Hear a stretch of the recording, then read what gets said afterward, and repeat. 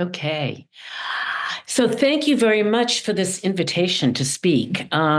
Usually I'm speaking at conferences or on panels, and time is restricted or the subject matter is restricted. But this invitation was very open. And it was really about my history as an artist, which has had many different cycles. Um, so I've indulged myself. I don't know. We've opened this for 2 hours, but we might condense it. We'll see. 2 hours is like a major film. I don't know. Um, but I certainly have many, many slides to show. And what I would like to do is just read a couple of pages to just get us sort of focused. And then I'm going to really do images and really sort of present it as a storytelling experience. Since I know this history oh so well, and I've been immersed in it for many, many years. So why don't I begin with just this short introduction, and then we'll move into a more conversational mode. With time to discuss the relationship between this history and today's political environment. You can never really exclude the political environment when you're dealing with public art. It's required, really. So I do want to thank JWAN and the WCA for sponsoring this. And especially to Karen Luna, who is the operative director and who I've worked with closely, working on the 501c3 sponsorship. Just for everyone's information, the WCA was founded in 1972 as part of the College of Art Associations. So it has a long history and an important history. I joined in 1988, and it really marked a change in my own identity as an artist, and directions that I was taking at that point in my life, which I will share more specifically. So my historic contribution to the WCA was actually to chair the 2006 National Conference in Boston, co-chair it. And then Kathy Halamka and I co-edited the book Blaze, Discourse on Art, Feminism, Art, Women, and Feminism, which really tracked the history of the WCA, but it was also a really important book that really invited artists, historians, art historians, curators, directors of museums to contribute text that really was about enlarging this shift from second wave to third wave generation of artists. So those conversations were sort of emphasized within this text, and it made a significant contribution. This presentation is about my journey as an artist. So I will present the long view, which is 35 years, but I will do it as highlighting. And it will shed light on how we understand memorial art as a cultural phenomenon. And it's really interesting to place memorial art within the context of culture.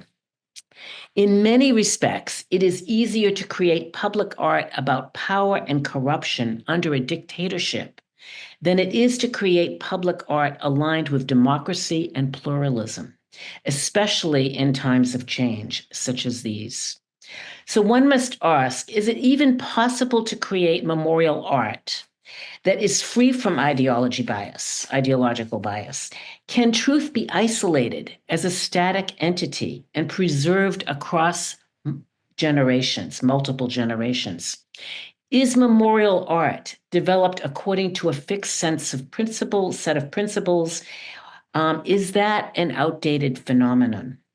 What are the lessons of memorial art? For example, if memorial art leads to genocide prevention, we have failed to learn these lessons, and yet there remains a need, a deep yearning for history to matter, and we ache for peace. I will review phases of my work in relation to memorial culture as a holding environment, looking for patterns, omissions, and repetitions. I will present temporary art in public space as performative memory, in contrast to monuments and memorials whose primary purpose is that of endurance. I will also include excerpts from my teaching to concretize some ideas and emphasize the astonishing instability of all things academic, especially this week when Trump claims and threatens to punish universities that defy standards of compliance regarding ethical concerns and civil rights liberties in relation to the very real presence of anti-Semitism on campuses in the US. So yes, there is evidence of anti-Semitism on campuses, as well as in children's libraries and book banning, and dare I say, even in the public office. But I must be clear at the outset of this presentation, placing anti-Semitism and free speech at odds with one another is deeply troubling.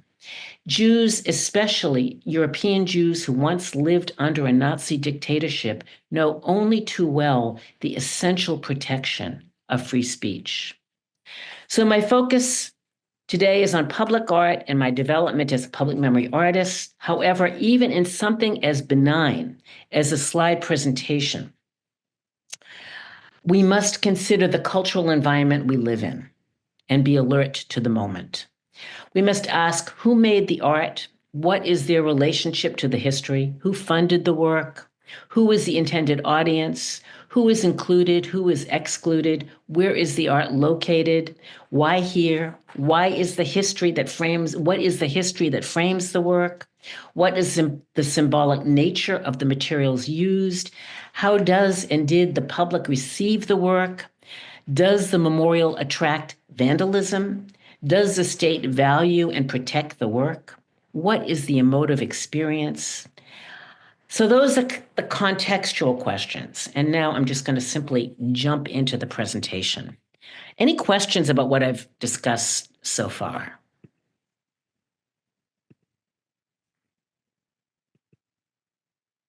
Okay. Uh-oh, my screen is paused. Wait, let me stop the slide share. This is weird. This happens sometimes.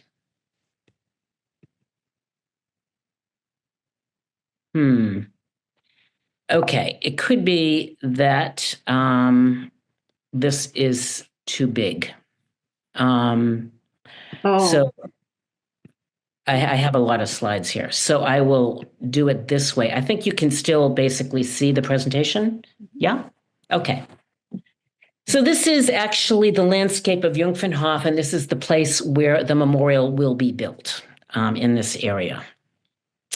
This is a quote that I found many years ago. And I must admit, I am a creature of legacy, and I really do believe that we must leave something of who we are to the next generation.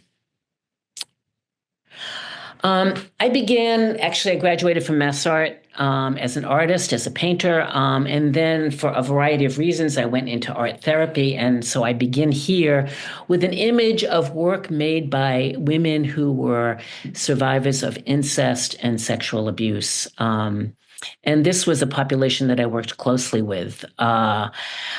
These are very dark images, very difficult images. But what I learned in leading these groups is how to work with issues of trauma and grief and how to hold conversations about these difficult histories where the victims were not heard and understood. I also at that time was still painting. And I enjoyed painting, mostly abstract work and work with color, watercolors.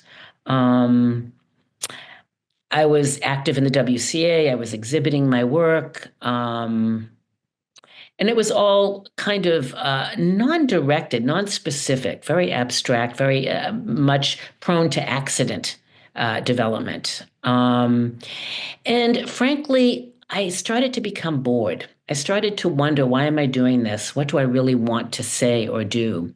And I would go into galleries and I wouldn't understand what was on the walls. I felt like I was out of touch with some contemporary work, particularly conceptual work or installation work. And I started to feel like my voice was broken. And I went back to graduate school.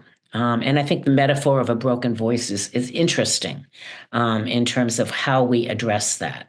And there are times, I think in our lives where we make shifts professionally based on a variety of circumstances. At that time, I also made something that I called a voice cape.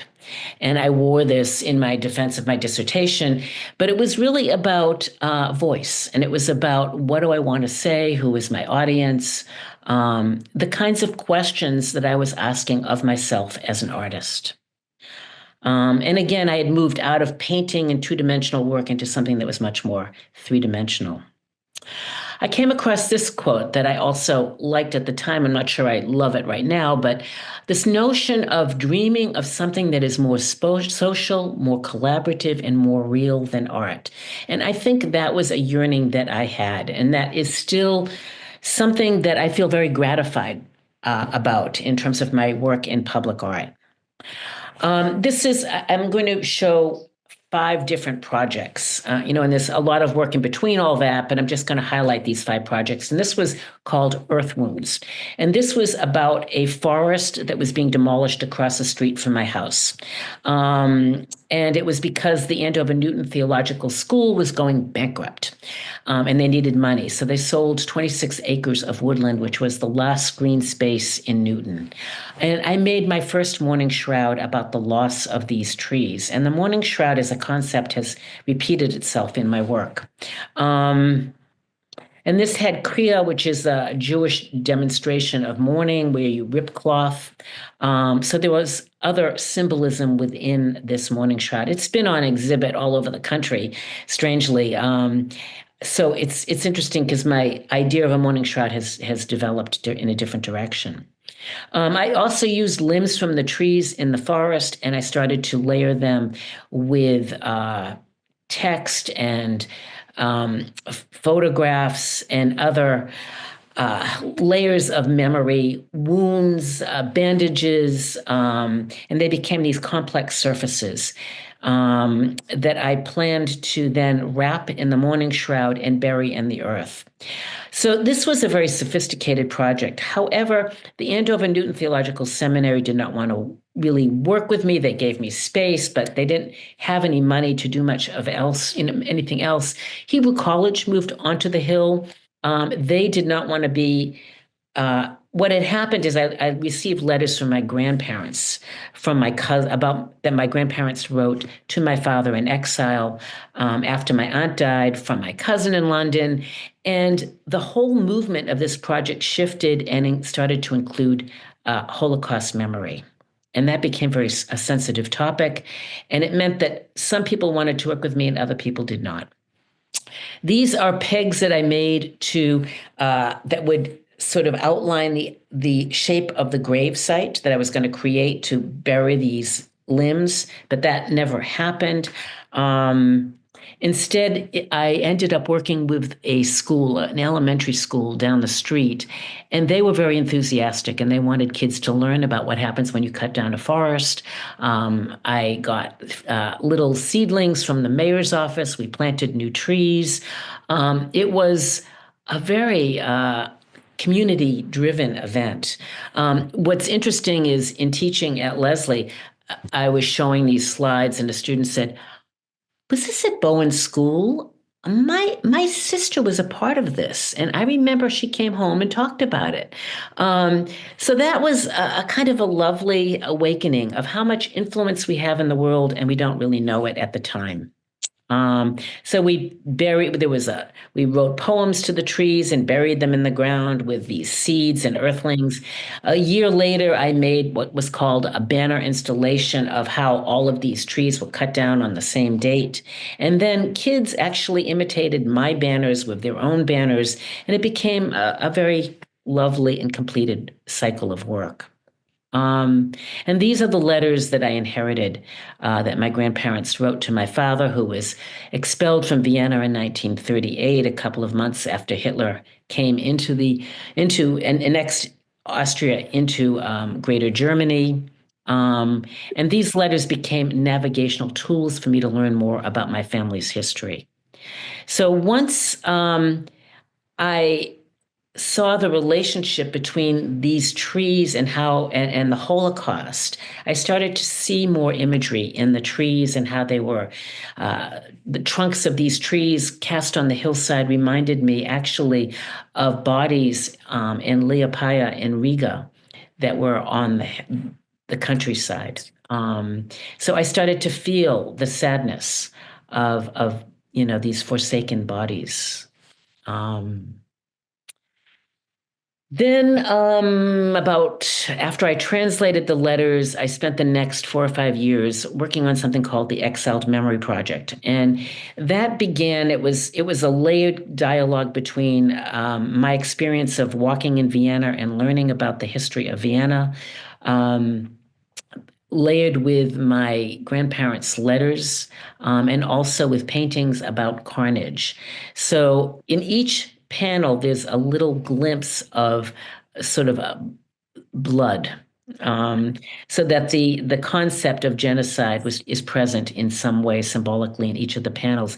So this was about the trees on my father's street and the trees as witnesses. And actually, there's a whole movement of witness trees, of trees that witness trauma and wars.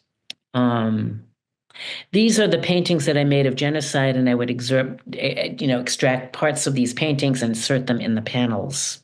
But it was enjoyable to be painting again. Um, and then this, I have 3 or 4 panels to show you. This is one about my father, and he grew up in the Ninth District. This is about his expulsion from Vienna and his movement through Cuba, basically, and then eventually into the United States. And it was a harrowing journey for him. And it begins with his Heimatschein, which is his document of citizenship in Austria, and it ends with my own citizenship in Austria that I recovered in 2008. And my grandparents, these are the only pictures I have of them. These are passport pictures that they were to use as part of their own, rescue out of Vienna, which they never were able to use for, again, a variety of reasons. This is an image of the Jungfernhof concentration camp, and I used the worthless form of money to demonstrate how much money interfered with my parents being able to leave Vienna in a timely fashion. So money is a criteria for escape, even in today's world. This is just images on the streets of Vienna that I randomly saw. I didn't read German, so I didn't know what people were saying, what the graffiti was saying on the streets. There wasn't much of it because Vienna is a very clean and proper society. So they have places where graffiti is flourishing and other places where it's not. But this was the feeling and the mood to the streets of Vienna that I was trying to capture. This is an image of being in the fall of along the Danube Canal, and it really was about the survivors in the last phase of life, as being able as spokespeople about this history. And it's hard to read here, but there's an image of my face that my son took. Within this, and that I am becoming the next generation that carries the story of this history. And there's more symbolism with some of the objects that I used. This is actually the last image from the series to share. This is about the letters that my father sent to the Red Cross, searching for his parents after the war ended.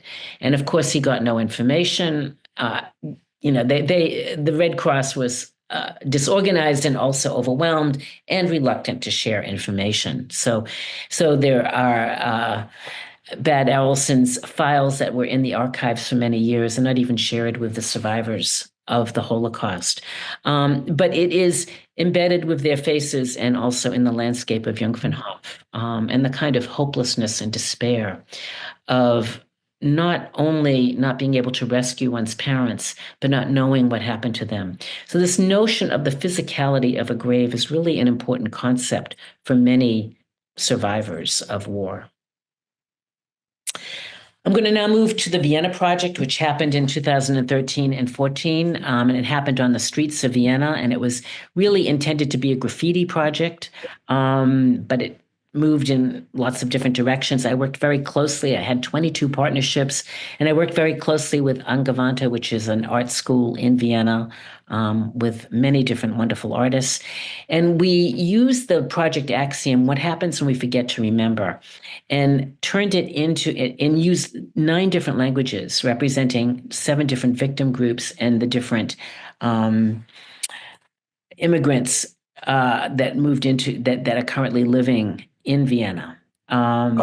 And sprayed 38 sites on the streets of Vienna representing the 7 different victim groups, and representing sites where crimes of murder and humiliation and rescue happened with these 7 different groups. So it was an incredibly complex project to research and to develop. And I forgot to mention that the Exiled Memory Project took place and was on exhibit at the University of Vienna commemorating 1970 anniversary of the Anschluss. This project commemorated the 1975 anniversary of the Anschluss, when Austria was incorporated into Greater Germany. These are the lists of the 7 different groups that I worked with and thought about and considered. And what you can see is the names of Jewish victims are overwhelming in relationship to other groups. But these groups are all incredibly relevant and important. Many have been overlooked and continue to be overlooked. The Roma and Sinti still don't have a memorial. The Jehovah's Witnesses, this was the first time they were memorialized.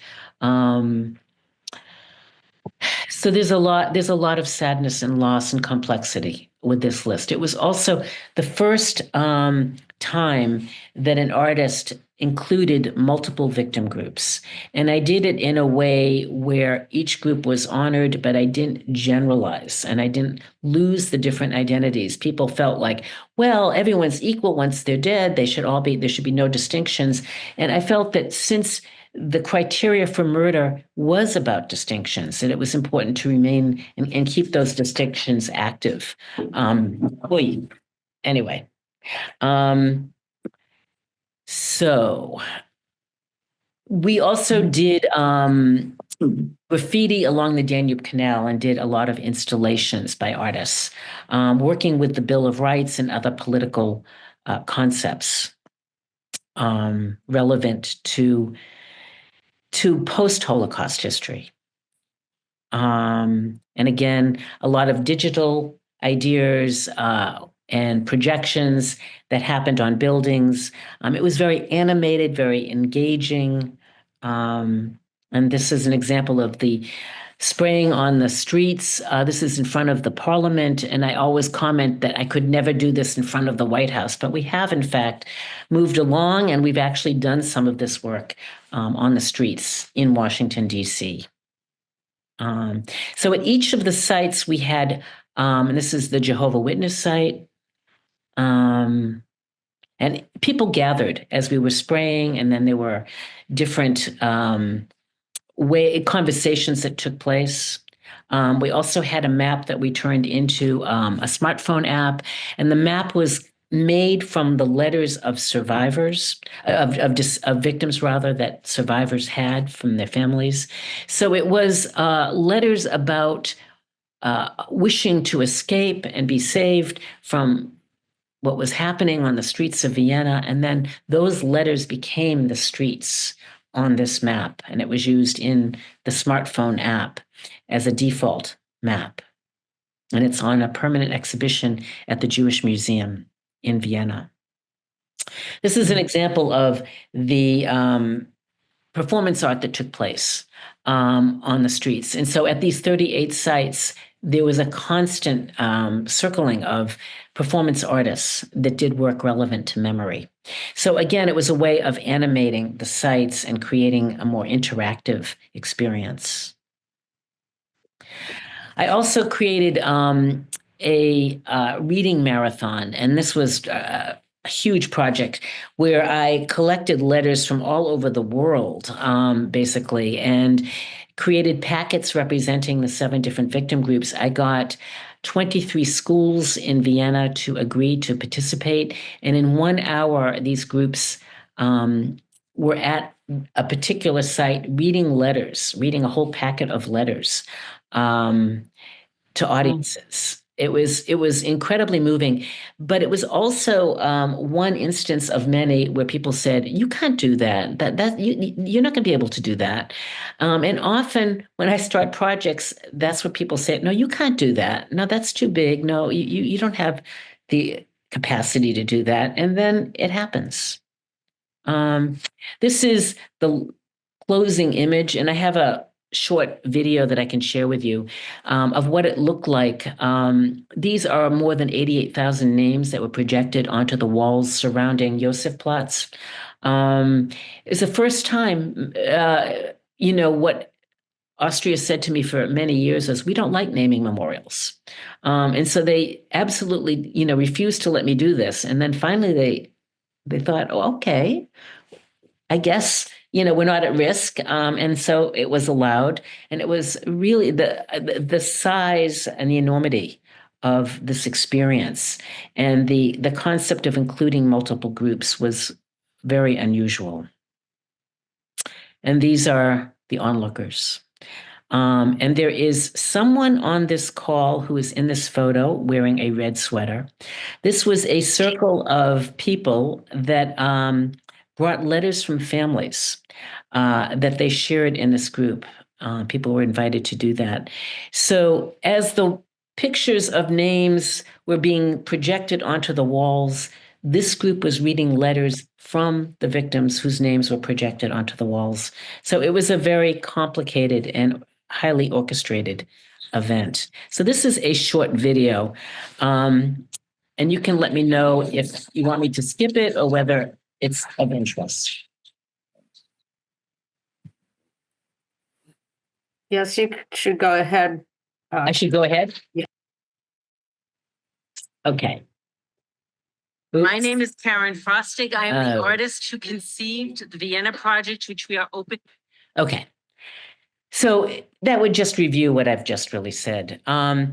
This is a poster that I made. And what's interesting about this poster was at this point in time, I created these kinds of conclusions about public memory and what I thought were truisms, that these were things that public memory in the 21st century needed to consider. And they still hold up in my mind, that they're still very important. I mean, I think we can understand that the cultural heritage of Holocaust art has also changed over time. And it started very concretely with images of despair and sadness, and also of using artifacts like the ovens to speak to the history. But we're now, again, with the distance to the events themselves, how do we create a contemporary experience where we emphasize participation and dialogue in multiple perspectives? And that really changes how we understand history and the fixation of history.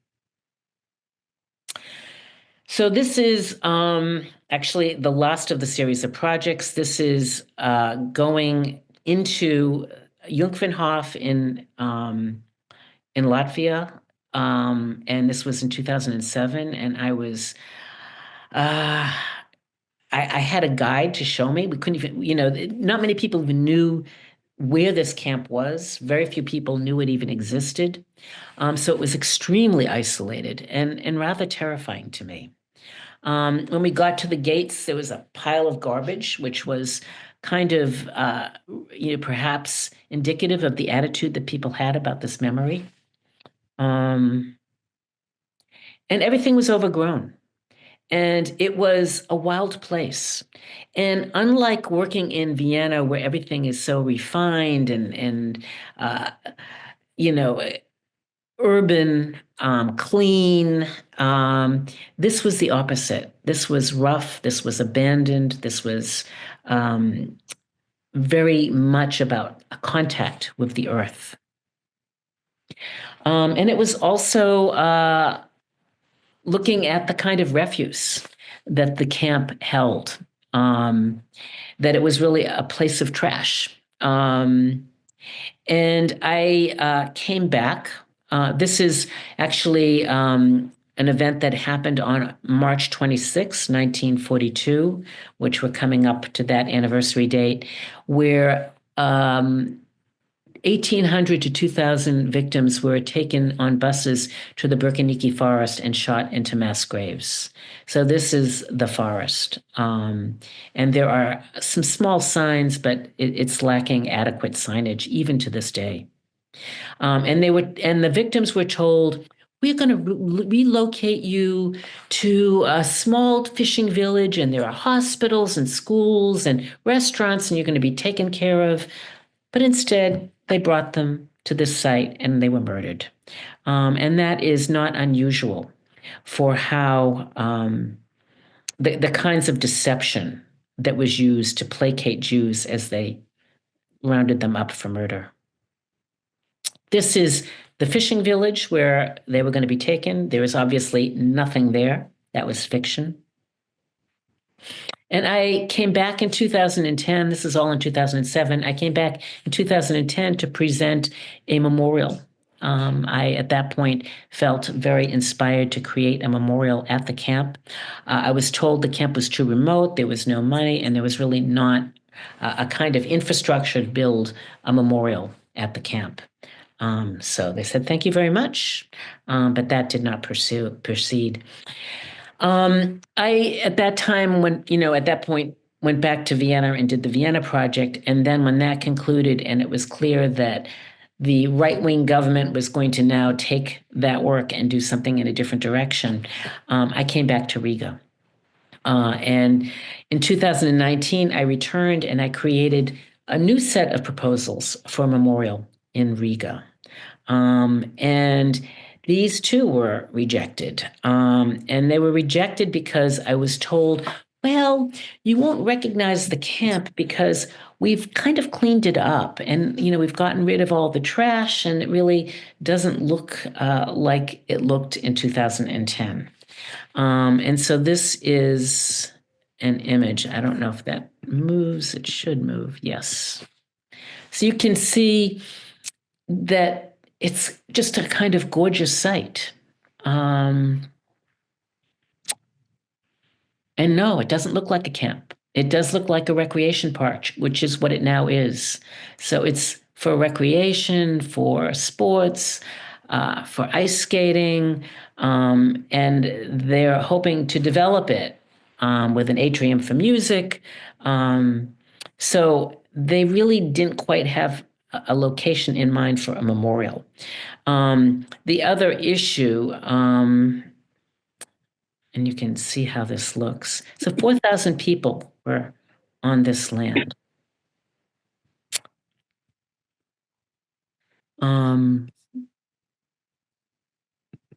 So I started then with what would be a virtual memorial project, which is basically a very big website. And we started with the deportation listings. And Richard Splavniks, I think, is on this call, and he was the chief historian that I worked with. We worked with a team of 4 historians, including Ilya Lenski. And the first thing that I was told when I asked to do a memorial at Jungfernhof is they said, well, there's this history of a mass grave, and, really, you first have to find the mass grave. And I thought, how am I going to find a mass grave? So it turns out that Shula Reinhartz is a friend. She introduced me to a woman named Paula Apsel, who introduced me to a man named Richard Freund, who was the chief Holocaust archaeologist in the world. And he was working in Lithuania. And he was interested in the project and said, sure, I will work with you on that. So all of a sudden, what seemed impossible was now starting to become possible. So on the website, for instance, we have the listing of all the people where they lived. That has never been made available to people. I mean, it is, if you dig around, you can find it on the archives, but here it is just available at this point and organized. This is a welcoming sign at the camp itself, which I found incredibly offensive. It's very much about the Mainer history that preceded the Holocaust, with flowers and butterflies, and no mention or reference to a mass grave or to a Holocaust at the site. One can imagine that it would be very difficult to include a mass grave on this beautiful mural. There was also a sign at the camp that described the history, 800 years of history on the land. And there was one sentence that was devoted to the concentration camp, but it really was misleading. It looked at the site as working in agriculture. So it really did not talk about prisoners and murder and a hanging and a mass grave. I mean, all of that was somehow bleached from the text. But now that we're moving toward a memorial, I found this very frustrating at one point in the development of this project, and now I've moved beyond it. So this is a descendant group that I established in, I think it was 2021 or two, and it's been meeting for about 4 or 5 years, continues to meet, and it's now about 70 people. I made an heirloom objects page, which these are stories about objects that families have inherited that come from someone at the camp. So they're touched by some history to the camp itself. Newsletters. This is a 1-minute film. Let me see if I can get that going. That just provides you an overview. And Richards was instrumental in organizing this film, which is the full film is 20 minutes. This is 1 minute.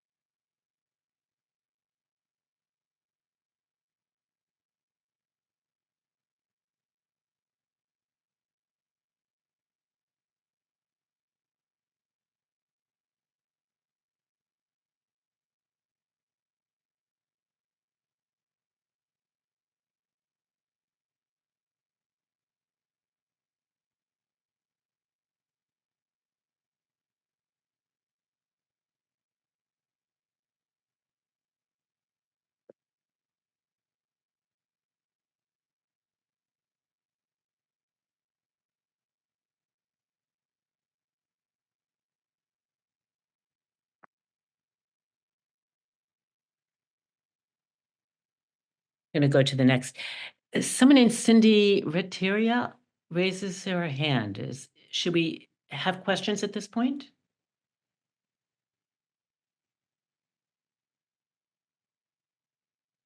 Adele also has her hand up.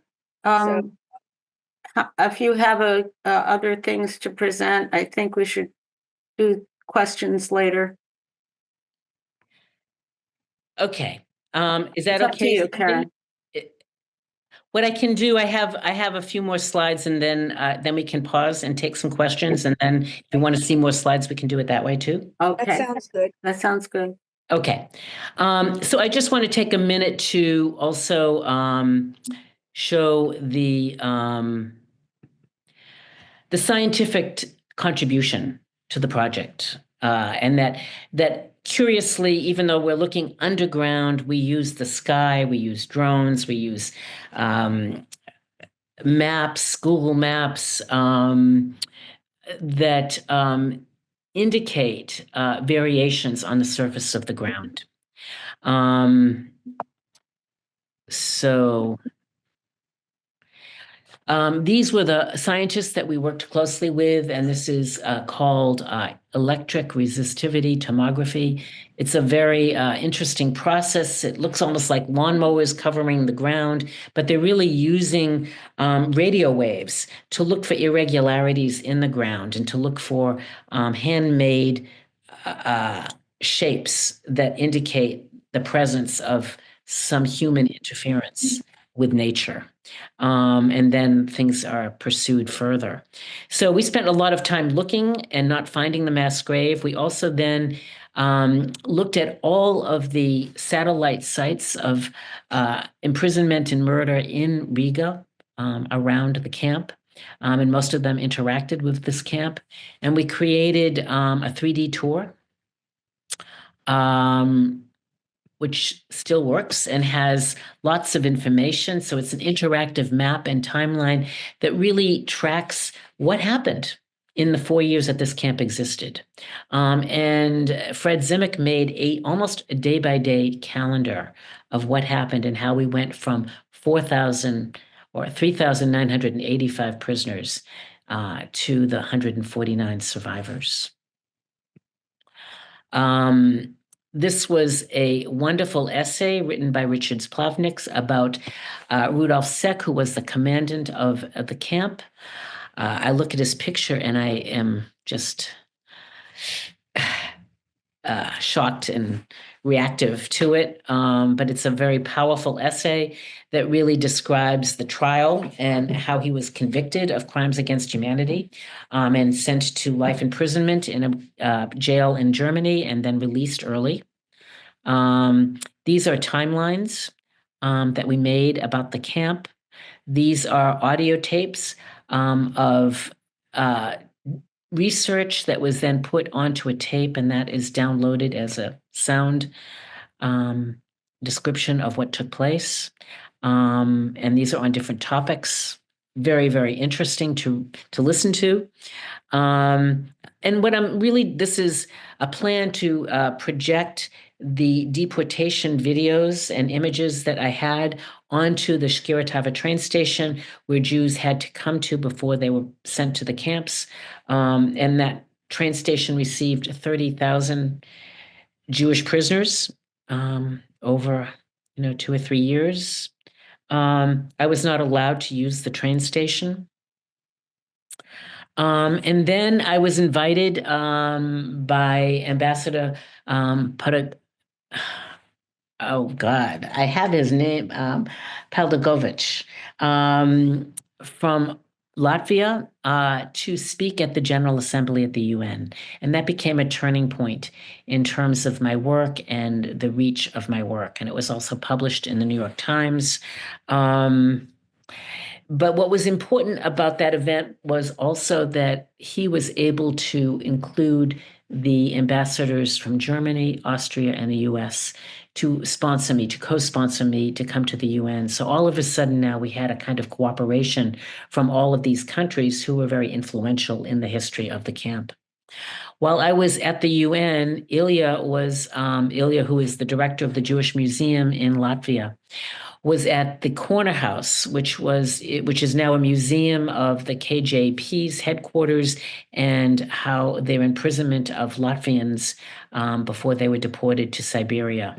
So what is important about this short video, and I'll only show about a minute, is that it was the first time these two histories of genocide, one from Germans to Jews and the other from Soviet Union occupying Latvia and deporting Latvians to Siberia. So this is the first time that these two histories have come together.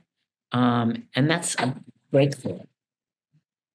So for us, it is very important that today on the Holocaust Victims Commemoration Day, when the story of Jungfernhof is told in the UN and is very much brought to light and brought to international attention, this presentation can be seen also in the Occupation Museum, in the so-called Corner House, former KGB headquarters.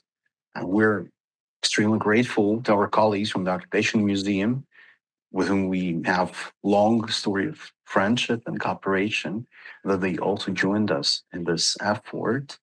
And we really consider the story of deportations from Germany, Austria, Czechia, Hungary, and particularly the story of those almost 4,000 people who ended up imprisoned in Jungfernhof, many of whom perished there or were killed in Bitternecke forest, to be an integral part of history of Latvia under occupations. So it is another, we could say, beautiful continuation of our cooperation. And we hope that the story of Jungfernhof will become better known, will become more included also in the cityscape of Riga when memorial sign will be installed and the memory of the victims will be properly commemorated. Going to keep going. But that was a major breakthrough historically.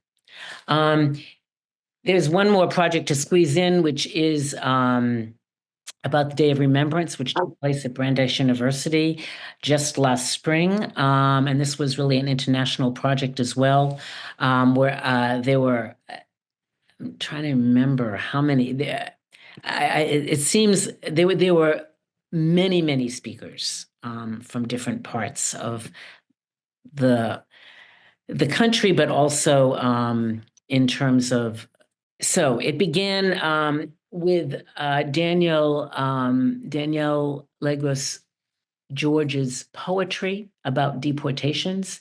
And so we had an evening to look at the deportations that I was not able to project onto the Shkeretava train station. What I did is I turned this very large room that I was given to work in into an immersive experience. And we had 6 projectors and small groups sitting in front of the videos of the deportations, having conversations about deportation, not necessarily specific to this camp, but in other situations in the world. This is a tiny short video, 1 minute of that.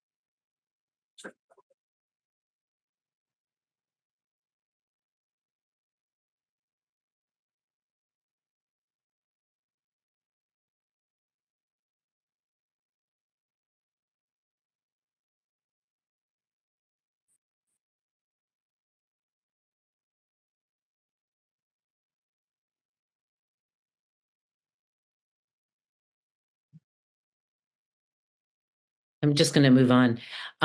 Erin, just so you know, there was a comment that when you play the videos, we see the images but no sound. It's not that significant. We're fine, I think, without that, but just Yeah, no, that's important. I wonder, I think it has to do with whether I can upload. Let me see if this will, let me just finish this slide presentation. There's only one more video to share. And then we can see if that happens in the next presentation. I can try it, but I doubt it will. Yeah, I have no idea what's going on. So this is an image of the mourning shroud. And you can see now how different it is from the mourning shroud I made about the forest years ago. So this includes the names of all the victims. It also includes fauna from Riga around the border. And there is a poem, What Happens When We Forget to Remember. 149 survivors are not included in this image. And this image became a focal point of this Day of Remembrance, and that people became very involved in this. And there is a short video to share of what that looks like. We went from gathering around it and having prayers and songs, to going outside and creating a public procession of this mourning shroud. Can you hear that? No? No.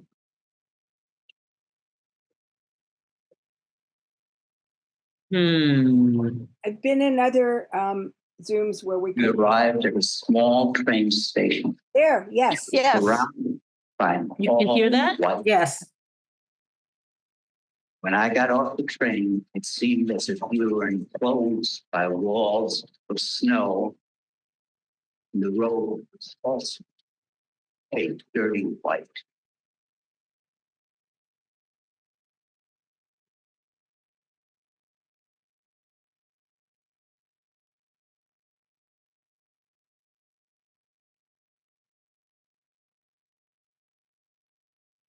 Things that we have to do is think about that the past, which is always with us, be an anchor or a beacon. It was that search that I hope we can all do. Here to honor the memory of my grandparents, Arthur and Carolina Stern, and my father, My Samuel. father was Leonard Simak, a survivor of Jungfernwald. Remembering my grandfather, Abraham Wolf. Grandmother, Bella Samueli And Foster. also Margot Haas, My great grandfather. Sebby Haas is my great great from my great great aunt from Hamburg. Her name was Harriet. Great grandmother Marguerite Wartowski is on the list here. Max my great grandparents, my dad's grandparents, and uncle live on there. So it's Ignace Carnier. Was a survivor. Found She's one two of of my great 149. uncles listed on And the her list. sister Ilse. Jacob and Siegfried Steinberger. Because if you don't remember their name, it's as if they died a second time. My name is Peter Stern, and I am one of the 149. Was there and was able to leave.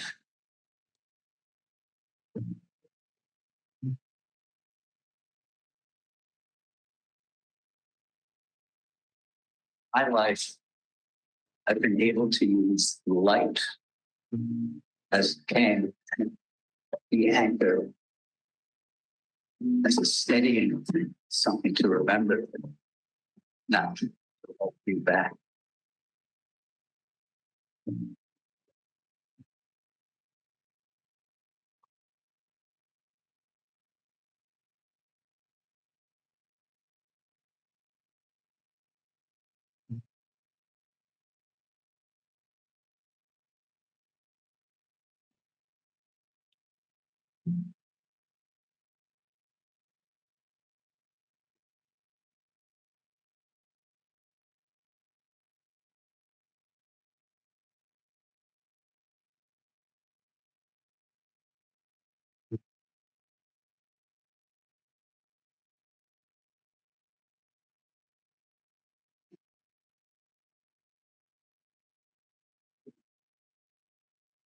A few more slides to just complete the story.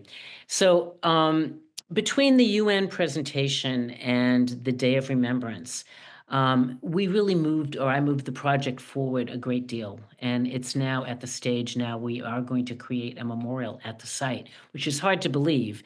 I'm not sure exactly where the money is coming from, but it will eventually appear. But that is now in process, and that is a breakthrough. And there was an important article in the Jewish Telegraphic Agency, which was syndicated to a bunch of different newspapers, that really told the story of this forgotten camp. And it no longer is an unknown camp. It's now a known camp. People are really surprised that 3 miles outside of the Riga's capital city, of Latvia's capital city of Riga, that this camp is not known, not identified, not memorialized. And so that is going to change. And actually, a very big change took place this past July in 2024. Our two scientists working with students discovered the foundational stones of the barracks that were built by Jews. It was sometime after 1942. So what that means is that we now have, we still don't have the mass grave, but we have actual evidence that this camp existed. And so we have maps to compare it to and locate that this was in fact the barracks foundation, so that the memorial will be located in this actual place. And we have rocks. And I was so emotional to see these rocks because there are no photographs of Riga. There are no, sustaining and remaining documents of any kind. So this is the first time we have evidence that this camp in fact existed, and these rocks will be part of a memorial project. And the memorial will take place and be located in this area where the barracks are located. And if you look at this map, here is a map of the camp and the park. But the barracks are off to the side. And so it turns out that the barracks are located in a bit of a problematic setting. And this is, I believe, the last slide. So what you have here is what the park looks like. There's the promenade, there's a volleyball area, there's the park's history, there's ice skating in the winter. There are people that live in the developed land that have farms and gardens. And this is where the barracks is. And the barracks is actually not in the camp. It's located in a part of the area zoned for housing. So the housing is not built there yet, but at some point we will share the environment with other Latvians. And will that be good? Will that not be good? I think it will be good. I think we will see what it's like to create a memorial and be responsive to the people that live there and also involve them in the experience of remembering this camp. And we may still yet find the mass grave. That's still something we hope to do. I'm going to stop the slide sharing now so we can evaluate your questions and consider whether you want to see more slides or, what it is that you would like to do. But this is kind of a very dense, quick overview of the project or the series of projects. Thank you so much. I just put in the chat that you can put your questions in the chat and we'll read those off as they come, as we get them.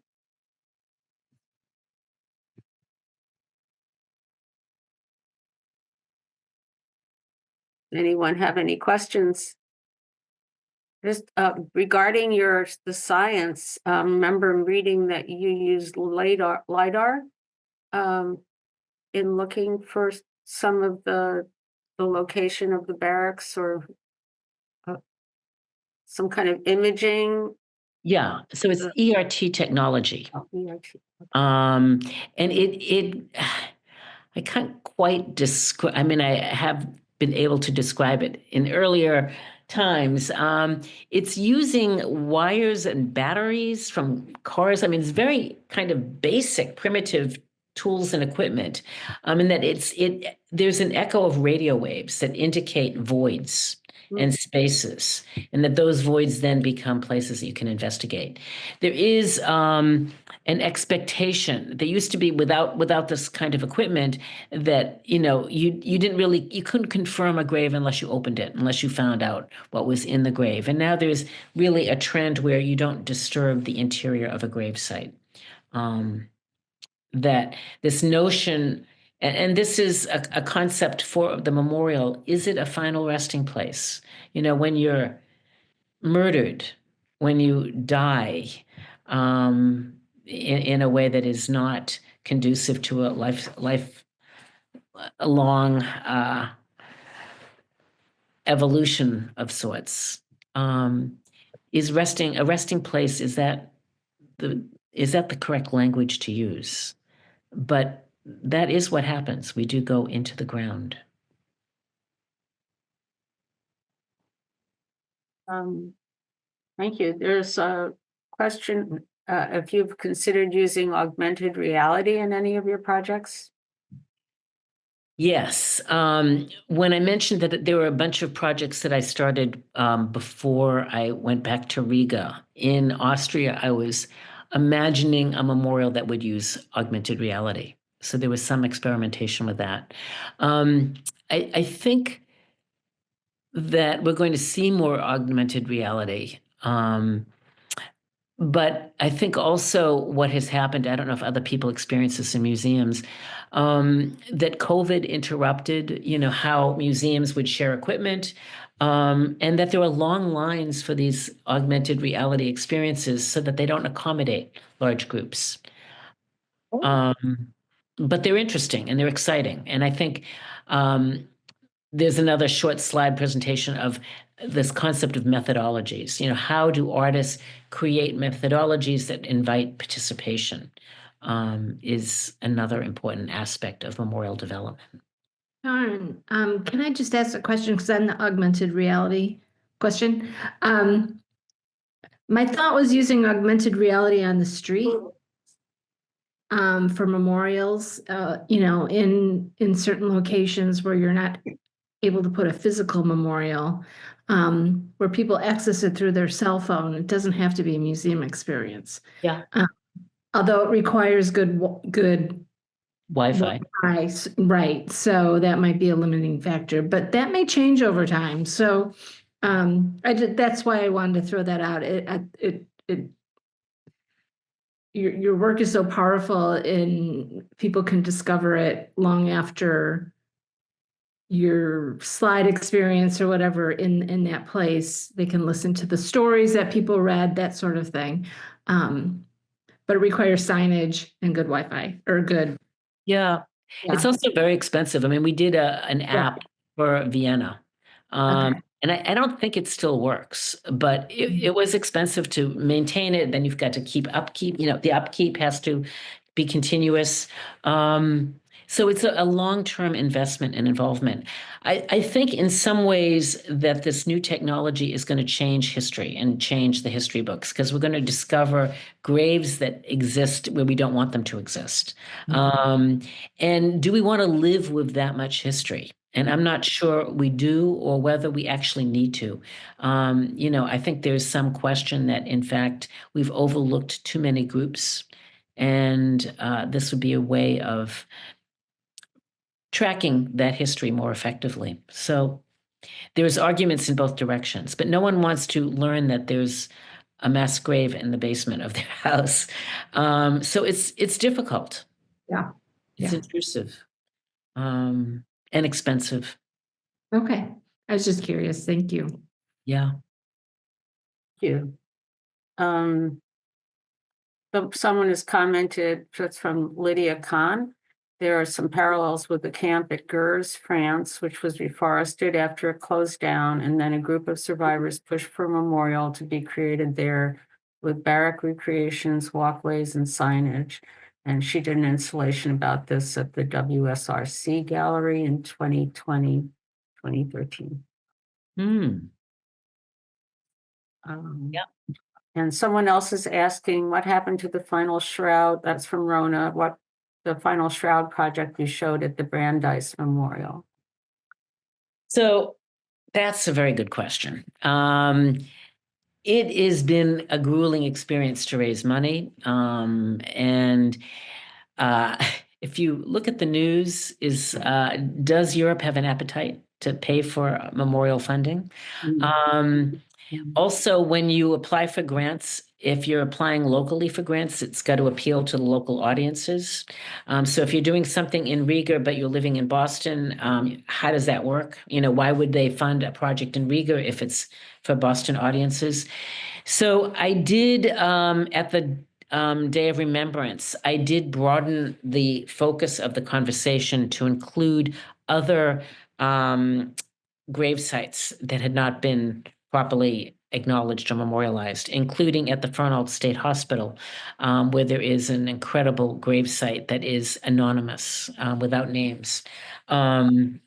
So that, and also Native American graves that are in the area. So I pursued a little bit with the Fernald. I might do that additionally. The memorial, right now, the mourning shroud is, rolled up safely in an area in my basement for storing art. We are going to have a groundbreaking ceremony in Riga. I'm not sure if it's this summer or next. And we will bring that to the ceremony. The issue is that I still would like to see embroidery along the border. So it's not complete yet. And so I need another $10,000 to do that. And so who is going to give me $10,000 to finish embroidery for a camp in Latvia? They might contribute to memorial, but I'm not sure this will attract proper funding. That's something I hope for. Because I think I've written a lot about the memorial, the mourning shroud, and I do believe that we're living in an era where we're dealing with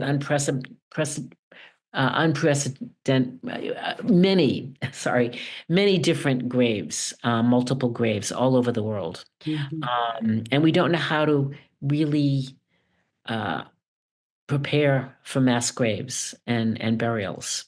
And this becomes a different kind of solution, a different kind of caring that is for families, but also is really a kind of comforting and blanket on the earth, kind of transitional object from living to dying.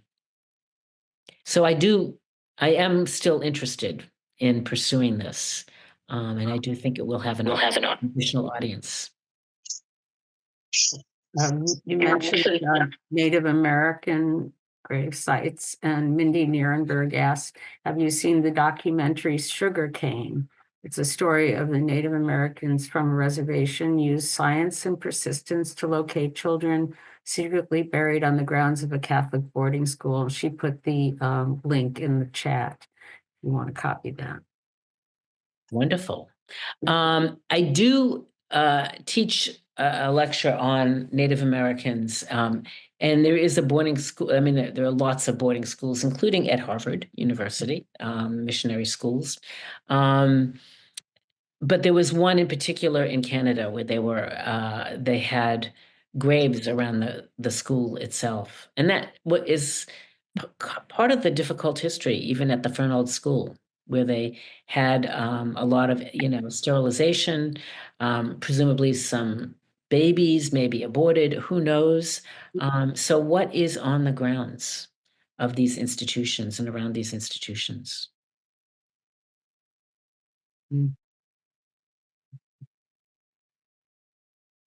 And how, another real question is, how do we take history that happened in a remote place so many years ago and square it with today's history? And is it relevant? Does memory work? Are memorials, they're expensive. And how do they interact with contemporary history, particularly today in the Middle East and in Ukraine? How do you create those intersections? And how do you do it in a way that is instructive and not reactive? That's sort of the big question in the world. Yes, I'm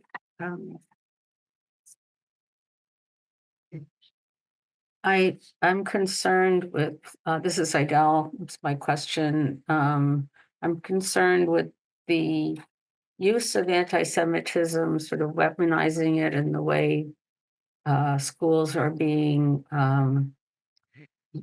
made to capitulate right now. And I realize that other people may have other views, but I'm very concerned about I think he said something, and I don't have it was like an equation of being able to have justice and being able to be free speech to be able to happen. And with the shutting down of DEI, and we're seeing that at University of Michigan, we've seen what's happening in Columbia. I'm just wondering how that comes up with your students right now or in your practice. Thank you. So I do try to create conversations that are contemporary, and I do have like 4 slides to show you of something that happened in Cambridge that's kind of an interesting problem that really addresses that question directly. Do you want to see there were 4 slides? I don't know. Would you like to see them? Yes. Yes, Okay. please. It's kind of shocking. So, and I'd be interested in your reactions. Okay, let's see if this will allow me to do it. Okay. So I don't know if you can see this image. So I was in a class teaching a course called, I want to move this other thing aside, but I can't seem to, anyway. Teaching a class about art activism in the community. And a student looked out and she said, well, you've seen this sign, haven't you? And I said, what sign? And I didn't know what she was talking about. So you can see, maybe, I don't know if you can see it on your screen, my photos are in the way, but there are 2 billboards facing each other, which is kind of interesting. So I will show you the next slide, which tells you what it looks like. Can you see anything? You couldn't see anything? Can everyone see that slide? Radicals I ruin can see it. America. Yeah. Okay. All right. So I asked, yeah. I asked students what they thought, who was this sign for? This is in Porter Square close to Harvard Square, and it's on Mass Ave, very prominent. You can see that it was funded by JewBelong.org. I don't know what that organization is. And I wondered who the audience was, whether it was Leslie or Harvard, because both institutions are on that street. So students thought it was for Harvard because they had a greater incidence of anti-Semitism. And then I suggested that maybe we use the other billboard and create a public dialogue. I mean, it was just sort of almost handed to us. And so I said, well, what would we write? What would be 3 words that we could say to respond to the sign that is not a kind of blaming dialogue, but a dialogue that would really engage people in a conversation. So one student said, what's to ruin? So everyone thought that was a kind of cute response. But I think what's happened in recent days is that, in fact, this is a deeply troubling question. Who is this about? And what is happening at Columbia, and how does that affect universities? So I went back to take a photograph of this for this presentation, and also to take a photograph of the other billboard, which is really very close to it. And this is The Radicals Ruin America. And lo and behold, they put up a response. So it's the same group, because what was on that billboard 2 weeks ago was just some kind of bland advertisement for an academic program. And now there's this sentence as a response. And so I'm curious how people think about this sentence as compared to the other sentence and the kind of dialogue that's being initiated here. Any thoughts? Standing against standing.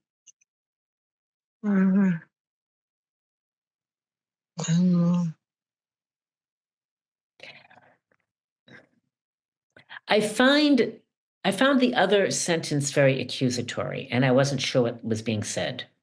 Whereas this sentence feels a little more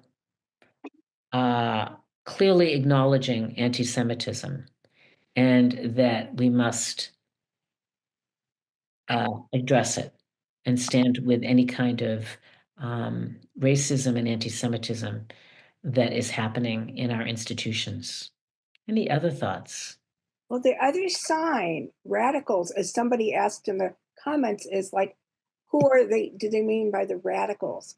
And I'm assuming they mean the ones that are putting out anti-Semitic messages. But it's a very difficult term to use, the term radical. Susan?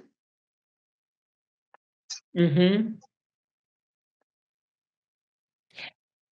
So, and it's become more complicated and more layered as a question. With Mahmoud Khalil's arrest, who was a person who was accused of leading the pro-Palestinian encampments at Columbia. But it has now become a debate between anti-Semitism and free speech. And that takes it to a very different level, and really complicates how we respond. If you remember, that issue came up not in the same way, but in the Skokie, where the ACLU lost a lot of Jewish contributions because they stood behind the Nazi march in Skokie as being free speech. And it's coming up again in this way. Yep. Where do you draw the line between hate, something that can become more than just free speech and produce something violent, and free speech? Yeah. I just finished watching Mo, on Mo's great. Netflix. I think it's on Netflix, which is the second season is very much about his return to Palestine, in the West Bank, to family. And if you don't know, Mo is a comedian from Houston, and he has a 2-season show that Netflix produced. And in some ways I might have found that offensive, but I didn't, because I know the reality.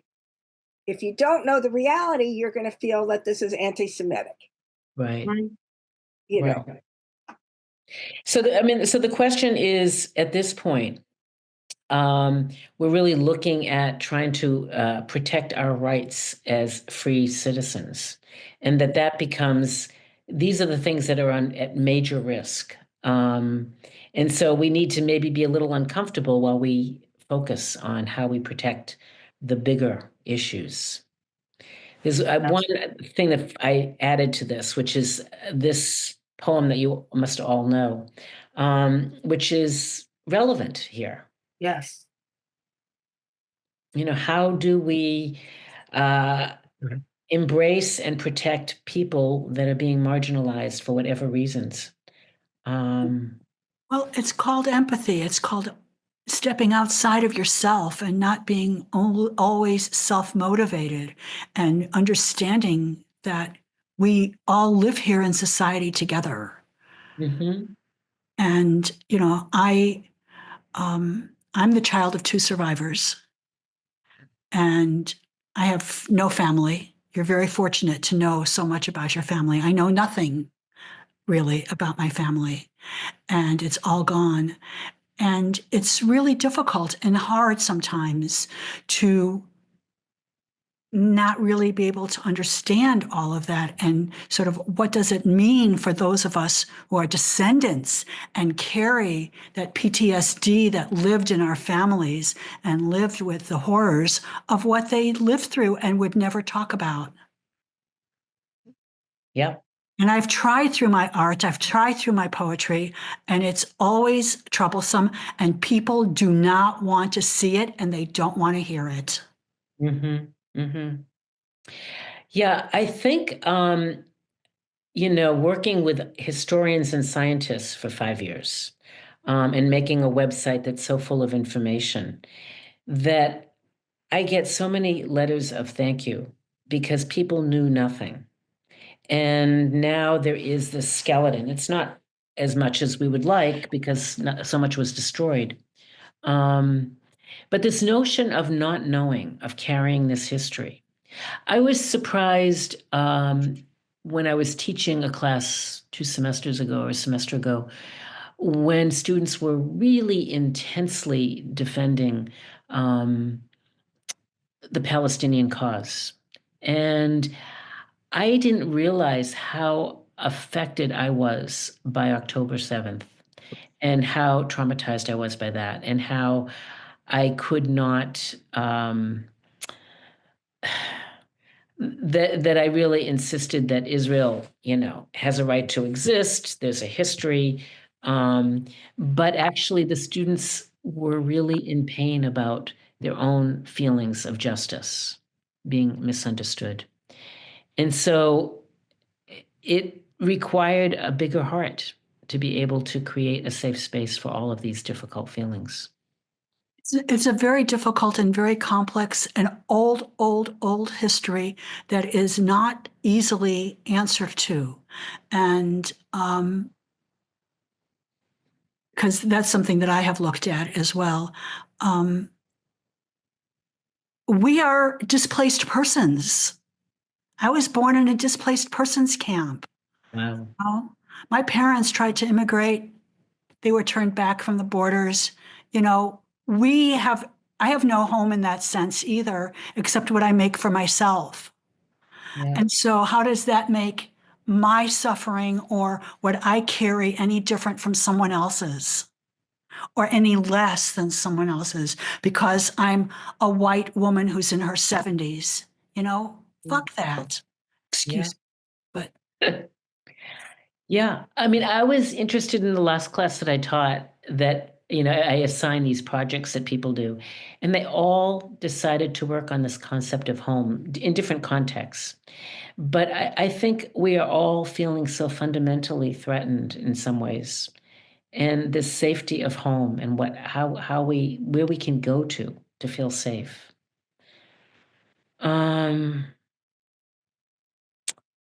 have another issue also with the fact that after October 7th, and you realize that all the people that were acknowledging what happened on October 7th were the right-wing Republicans.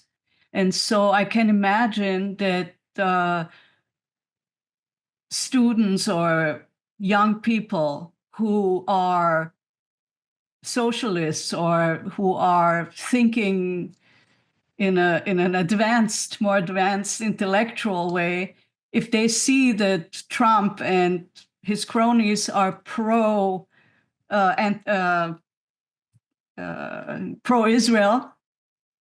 then they think there must be something wrong with that. I should be on the opposite side of that, because why would I agree with Trump and the Republicans? And so that makes it even more difficult. Mm-hmm. Mm-hmm. And I would add that many of these kids grew up in the time of Netanyahu, and their visibility is due to the activities of the West Bank. And that's their vision of Israel. And that's really sad. That's the situation, right?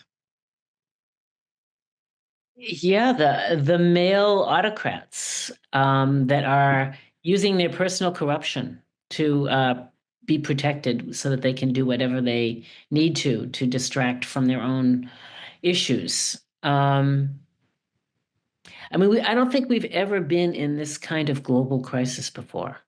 Well, we have. World War II was that. But this is where we're really now at the pressure point of all of these things coming together. And it is shocking that Colombia capitulated to Trump. But that was a lot of money that they were going to lose. But this is not going to stop. Yeah. I mean, American history is being rewritten. There's so much that's being, and we're seen as radicals. Mm-hmm. Karen, maybe we should Very do layered. 3 more slides. Maybe we should just be able to see people as they speak. Yeah, and I have one more question about what you've shown so far. How are the people in Riga feeling about the project? Excellent question. Considering what we just discussed, and the changes in how people are all over the world have moved to the right. Right. Mm-hmm. So I don't have an answer for you. And there's a few reasons why.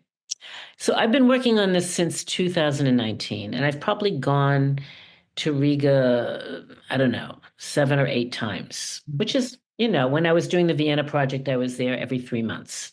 I had a place to stay in Vienna, and I went broke using my own money, and I refuse to now underwrite this work. I work for free. I'm not going to pay my plane fare to go to Riga. And if you don't have face-to-face conversations, you can't establish a relationship. So even though this is post-COVID and we have a lot more tolerance for Zoom, and I can get work done long distance, it's different than actually being there. So I've talked with Ilya about this and about, and I don't know if Richard Plavniks is still on the call. I thought there were 9,000 Jews in Riga. And I just read on internet that there were 4,000. So I don't know if it's 9,000 unaffiliated, but 4,000 is a very small number. I don't know if that's correct. But many of the Jews in Riga are Russian Jews. And Riga is also a very small country. And it's a very poor country.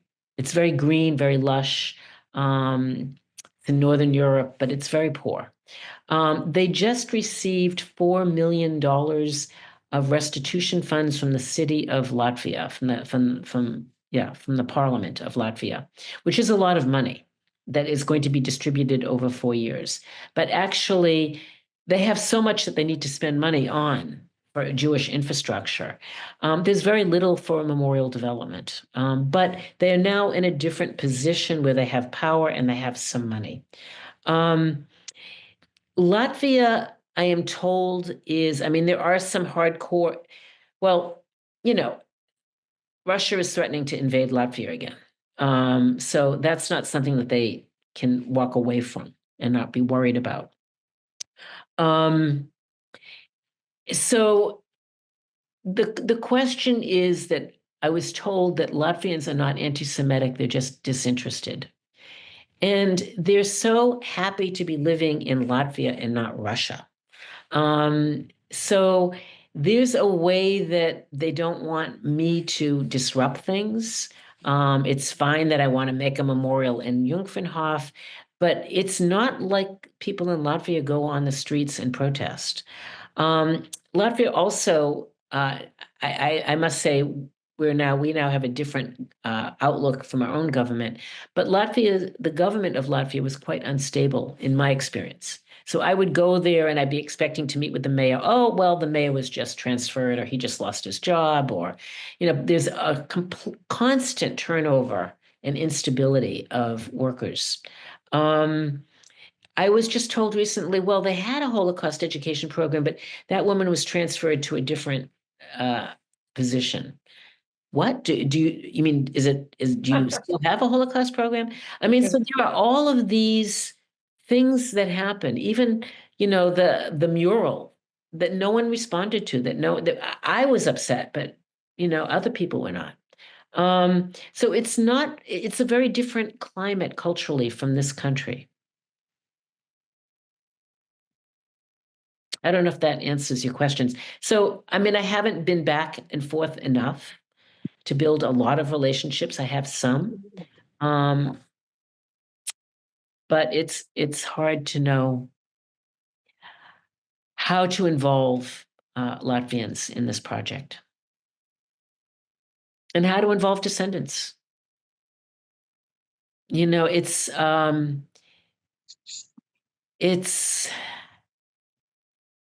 It's not necessarily how you want to spend your Sunday afternoon. And fundraising is not also fun, although it can be. But yeah. People are really appreciative of the work that I've done, but I'm not sure people want to be involved in doing the work with me. How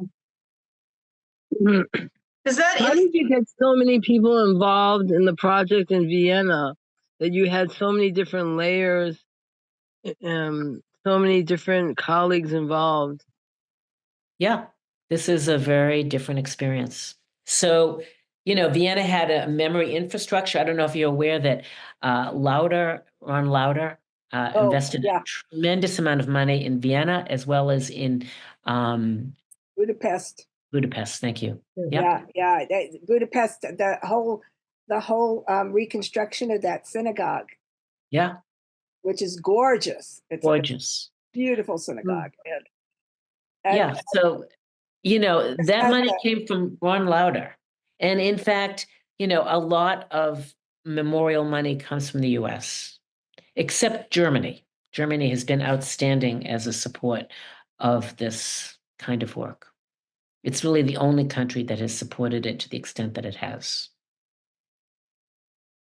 And it's the only country that tells the truth about its history.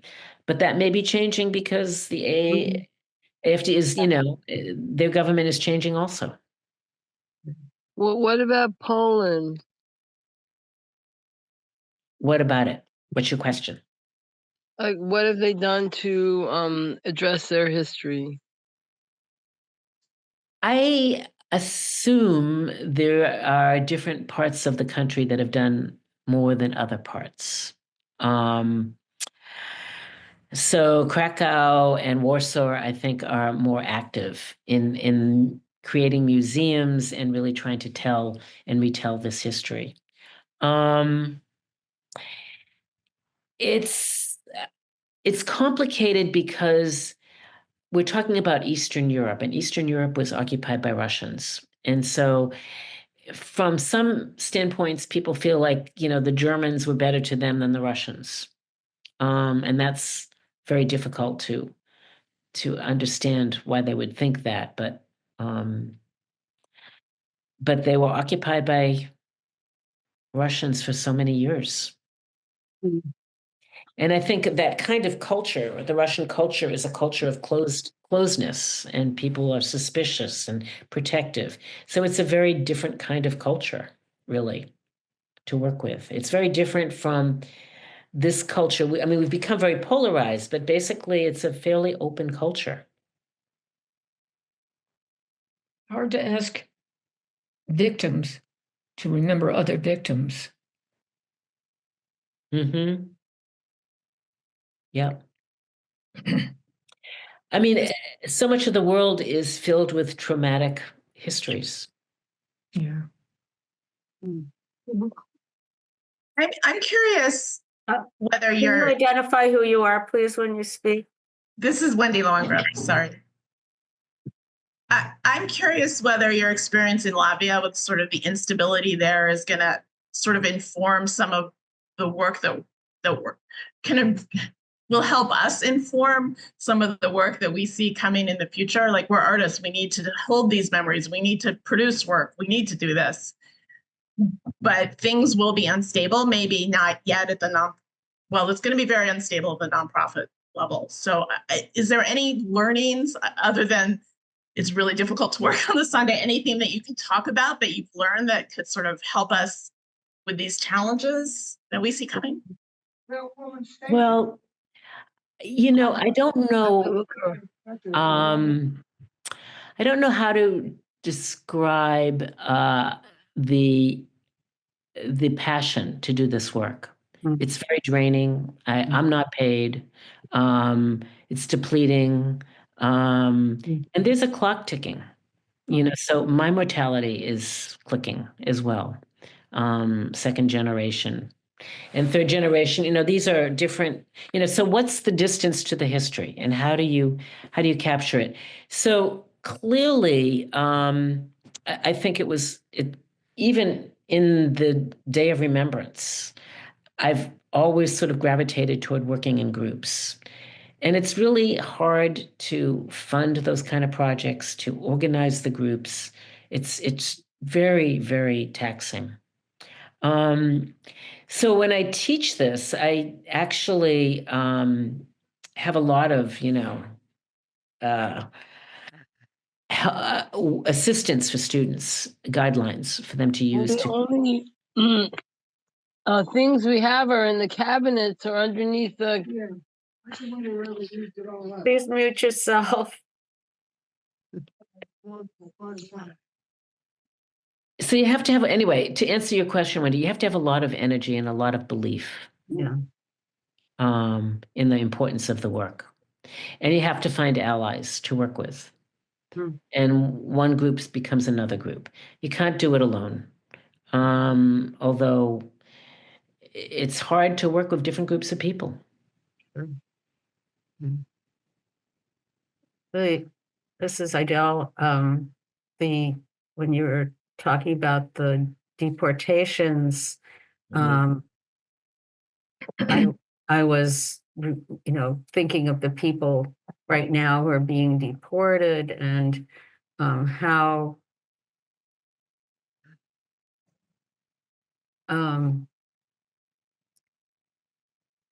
there's actually some people who are documenting things as they happen in real time. Like there's a law professor at the U of M who's documenting all the different legal cases that are happening and just archiving these things and responding in real time is hard because where will it go? Where can you get it in front of people? And, will people remember that that's what was happening? So I guess I'm just grappling with the reality right now and what's being done to some people and not to others. And how do we, as artists, even amplify it or at least record it in some kind of meaningful way? And that's expensive. Making videos is expensive and having them edited. And when you make art, and where do you store it? All of that stuff and what materials. I mean, it somehow people think it's for free, but it isn't.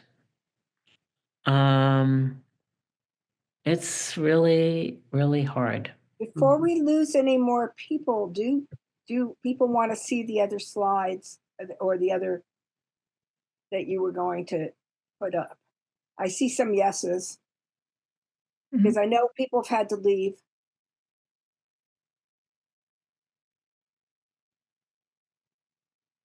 Is that yes for most people? Yes. Yeah, I'm getting yeses. Yes. Okay, so it's not many. Like you can see them right here. There are many. I'll just go through a few of them. Okay. And then we'll just stop. I'll check and I'll say, should we stop And now? if anybody wants to stay and, then we can take it from there. But I don't want to keep people, I don't know. I think we were scheduled for another 10 minutes or so. So, yeah. Yeah. Okay. So I don't know if you can see this. Yes. Now it's working. Okay. So this is, so I often start a class just talking about different forms of governance.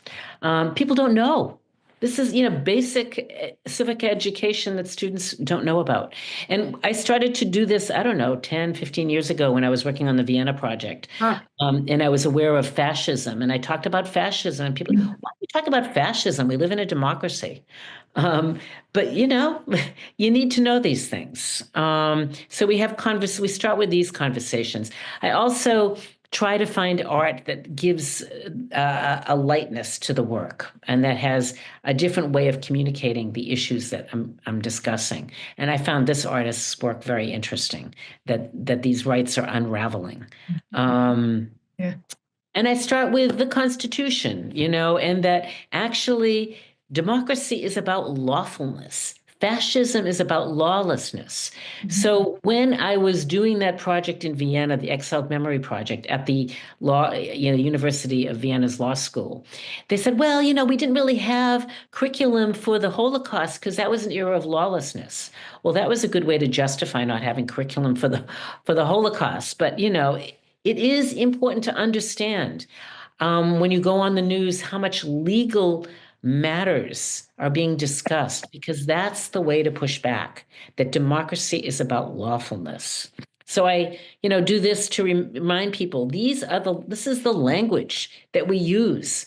Is this how we're living? How does this jive with today's world? This is from Timothy Snyder. These are his ideas about freedom is about knowing what we value. And that, it's not something that happens in isolation. And that, he really is a spokesperson for freedom. I don't know if some of the words are cut off. I don't know if you can see everything. Am I going too fast? Is this okay? Okay. Fine. So he, suggests these 5 ideas about freedom.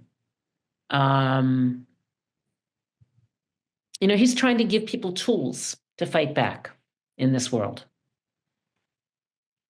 I'm going to keep going. Is that okay? Yes. So I do things, I try to make visual images of, Bill of Rights. This is, this is how we live our lives. We have these laws and rules that we abide by. And that's democracy. And democracy is imperfect, but it also seems to be the best form of governance so far. But we might be living in a post-democracy era. And then what? And this is, another version of rights where it's much more unraveled. And you can see this on the internet somewhere where it's in motion, but I wasn't able to download it that way. So methodologies, I give these students lists of methodologies. These are the methodologies I used in the Vienna project.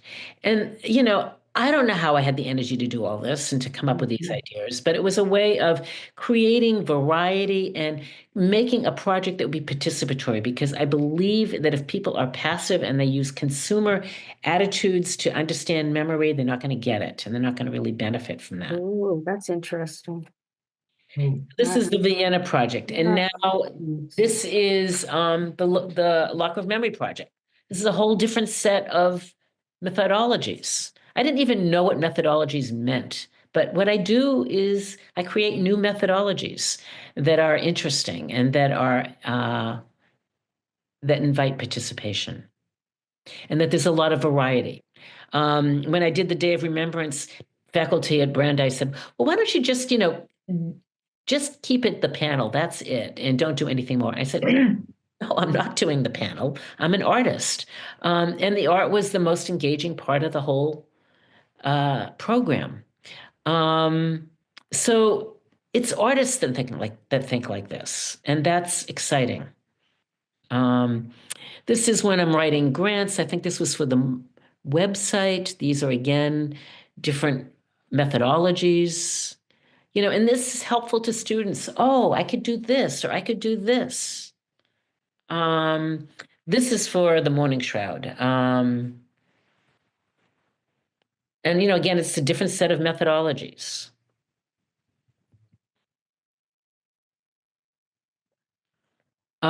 These are images about public art. Should I keep going or not? Yes.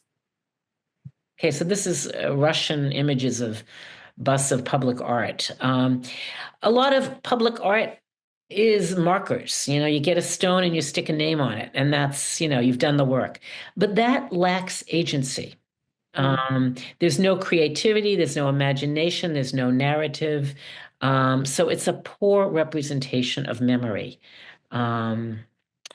One of the most extraordinary memorials in the world that changed the history of memory art is the Vietnam Memorial, Maya Lin's memorial.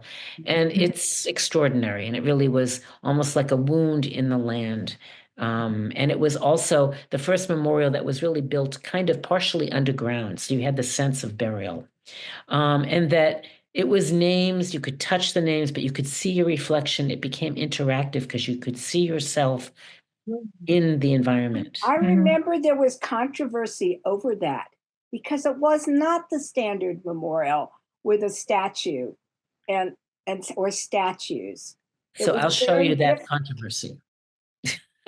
Yes, I completely agree. So, but this is by far one of the most powerful memorials in the country. And people leave artifacts, and that there's now a museum that collects the artifacts and chronicles them. It's a very emotional, interactive experience, and it's just a flat wall. So this is actually the response. Well, we want to see something a little more narrow, something we can recognize. And I've seen that before. And in fact, the Descendant group was going to create a survey to find out whether they preferred a narrative or abstract. That's not how artists work. Artists work with ideas, and it doesn't matter where it is, but it's how you develop that idea so that it really, engages people. And clearly this version of the Vietnam Memorial was a complete disappointment. Yeah.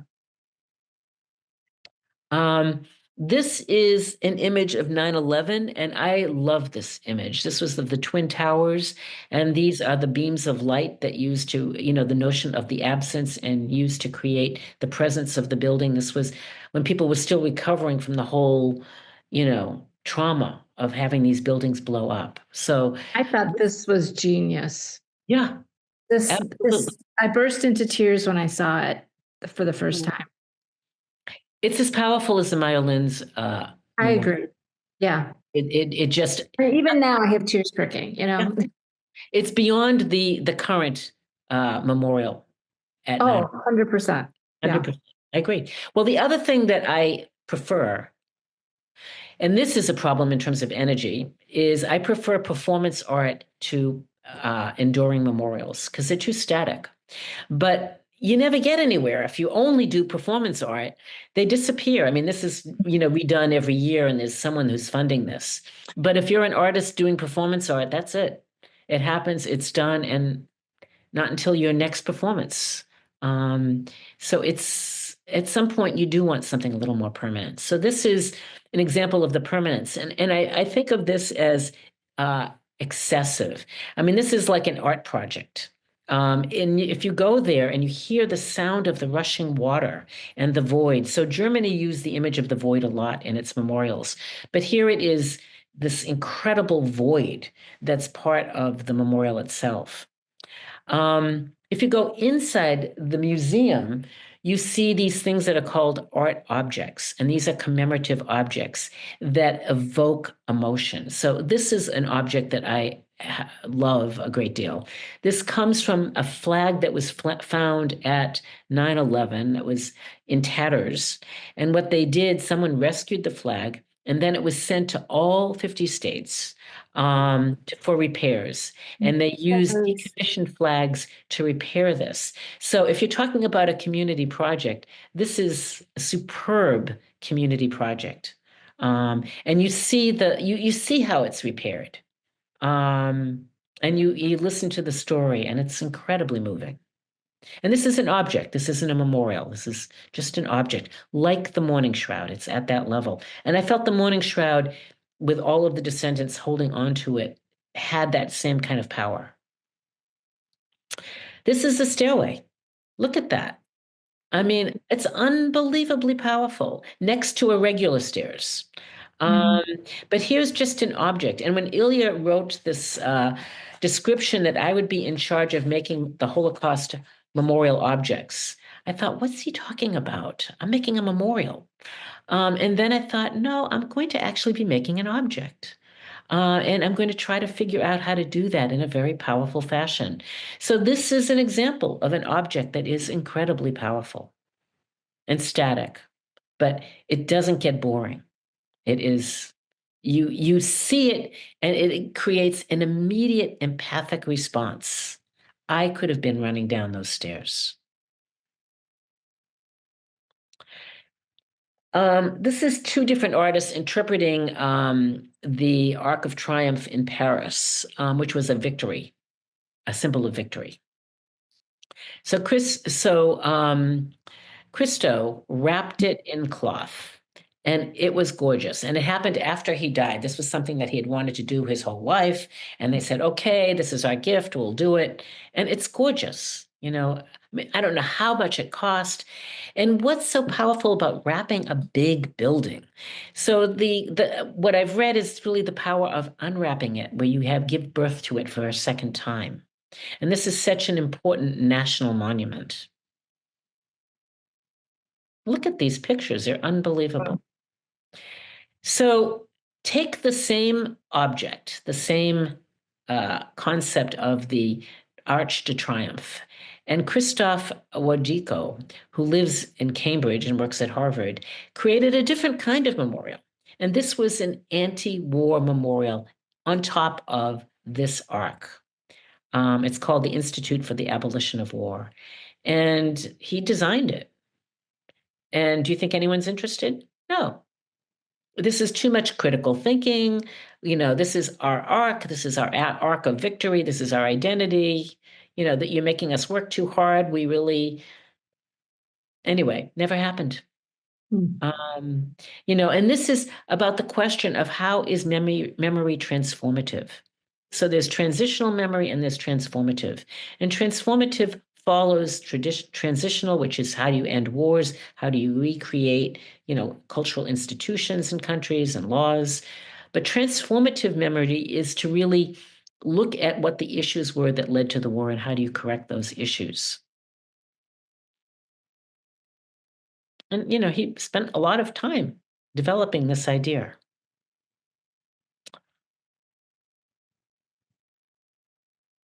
That is it's another museum.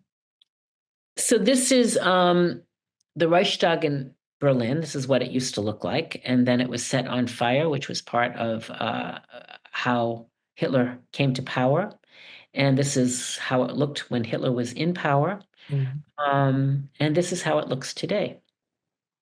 It's unbelievable. These architects created this dome, and in the dome, you walk around and there are mirrors. So I went to Germany, the country that basically orchestrated the murder of my family, and I could see myself in the mirror in the Parliament of Germany. I mean, there was some transformation of that experience that I thought was incredibly transformative and powerful. This is just a short couple of visuals about this woman, Jenny Wurstenberg, who I found recently, who talks about public democracy and memory. So the question is, why doesn't memory work, really? Why is it that we're still killing and hating? So I don't know if you can see all the words. Some of them are cut off. But she talked about civic memory and how, and I've talked about this, that civic memory is wedded to democracy, to the values of democracy, to groups of people, to pluralism. And she used the example of the mothers and grandmothers of the Plaza de Mayo. And I don't know if you're familiar with this history in Argentina, but what happened is these are mothers and grandmothers of the victims. And what happened under a dictatorship in Argentina, I think it was in the 1970s, they took the dissidents, they brought them to they tortured them, and then they took them to the ocean in planes and they dropped them into the sea. And that's why they're called the disappeared, because there's no evidence of their bodies. And these are the grandmothers that spent years protesting every year. Where are our children? And the children who had young children were actually taken and given to the regime and were adopted, and that they didn't even know what their identities were. So they were adopted by the people that killed their parents. And we're seeing this in Ukraine. These are the tricks of war that get repeated over and over again. So you see how these people had their sort of trademark, which was wearing kerchiefs. So now these grandmothers have died. So I found this. So this is actually a memorial at the site where they dropped the bodies into the ocean. So the question is, how do you make a memorial about disappearance? Could you make like an underwater memorial, or use a plane to make a memorial? Or do you just take a walk to the water and think about the disappeared? And now this is actually the police station. They now finally made a kind of museum at the police station, because this has been a contested genocide that they have not acknowledged. But I found this most moving. This is a performance. This is temporary. And this is because the grandmothers of these disappeared are dead. And now they're memorializing the people who memorializing their children. And I just found this to be incredibly powerful. As it goes from generation to generation.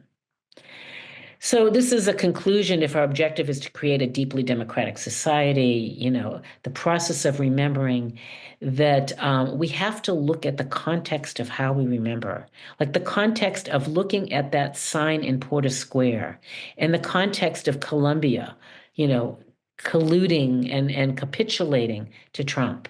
You know, how we understand and process and stand our ground is the big question. And this is just one of this is our environment. This is the environment that we're living in. This is the corruption in the Oval Office. So the notion that memory is never set in stone as democratic because it can never operate in isolation, it is always understood in relation to the transformation of society and its historical discourse. In other words, change is part of understanding the history. So how am I going to make a memorial? Can I make a memorial in Latvia based on this understanding? I think that's it. Oh, I think I had a bunch of questions, but nothing significant than that. So that's the big question. You know, how do you make permanent memorials when you acknowledge that we live in a volatile culture of change? I was really moved in Budapest by the shoes. Yes. And okay, so I saw it twice. I saw it on a Jewish tour with a tour guide, just a private tour. And then when we went on the, and she mentioned that they might not talk about it the same way. And sure enough, when we went with the Viking riverboat tour, they didn't talk about who it was that had been forced into the river. It was very interesting to be prepared. I had been prepared for that to happen, and it was still surprising. I mean, yeah, it's a very moving memorial because it's empty shoes, bronze shoes at the river, and yeah, it's so in Latvia. After the Holocaust, there are two memorials that were built there. They don't mention the Jews. I mean, they were the primary victims in Latvia. So Russia does not do that, and they prohibited any kind of memory. So people don't have memory that they can, they don't have family conversations. They didn't learn in school about memory. And we're now in a situation where we're talking about patriotic education. Well, what does that mean? What kind of education are kids going to have? And if it's not federally funded, we're going to, there's going to be different histories about this country in different states. It's already happening. If you look at what some of the, and I'm in Texas, I'm sorry, and the books that they're giving the schools, well, it's not books, it's a curriculum that they have to actually copy. So the money goes to copy it, is it's a reading curriculum that leaves out anything but, and has Christian Bible quote stories. I mean, some of that's our Bible stories too, but the Judeo-Christian and nothing else, and barely mentions other things. And it's up to each school district to adopt it or not. Right. So it's not like the state saying you have to do this, but it's out there. And I'm very scared that our kids already don't get the education that some of us got in civics and history. Yep. They don't know the things that we grew up being taught. Yep. You can ask them, they don't know it. And that's the mission of the Holocaust museums, that when they take the school groups through, it's not just Holocaust. It's they really, I know the one in Houston, yes, it's Holocaust and it's school groups, but it's also all some of the other exhibits are about other things that have been happening more recently in the world. Mm-hmm. Making people, the kids, aware of that. And it's so important. Well, it seems, especially now when we're looking at an autocratic government, and we're talking about fascism, that the Holocaust history is, in fact, not irrelevant anymore to what's happening today. I see Kate's hand up. Kat, you got to undo your mic. sorry, I'm a Jew by choice.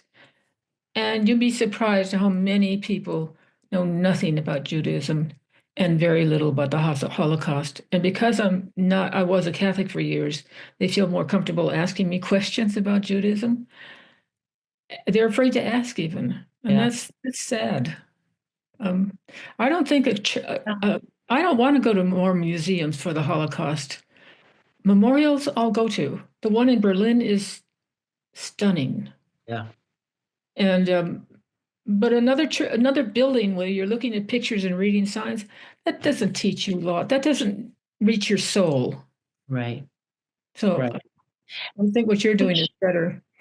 Which is interesting in the Riga project, which is a deep, deep project for me. I could not get to this place without first working with historians. And I needed to know the history more clearly. And I needed to capture it and document it. But now we've done that. And now we need the artists. And, me in particular, I hope. Because in the end, it's the artists that do that transformative work. A lot of writers writing about the Second World War and the Holocaust. There's a vast abundance of things coming out. Yeah. So, that'll help. Yeah. I have a feeling we could talk for another hour, and I really think that I can't thank Karen enough for the preparation and presentation that she brought to us today. I think we have a lot to think about.